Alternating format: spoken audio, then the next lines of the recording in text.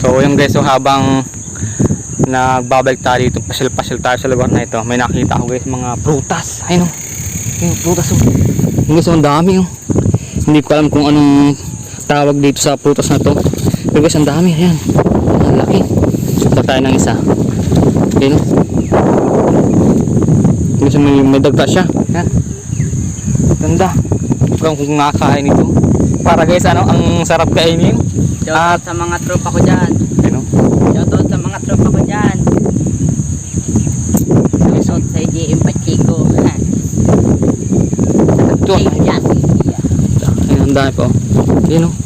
So ito yung nagbinog na. Ayun guys oh. Oh. Tingnan natin kung anong laman.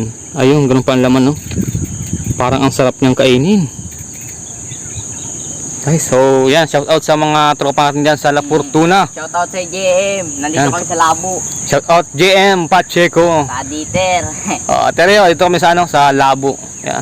So yung ilog ng Labo ito, yan.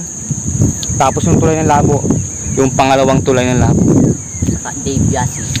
So shout out kay Dave Yasis. Shout out kay Dabberboy Vlogs. Yan. Shoutout sa'yo, Dabberboy Vlogs. Yun oh.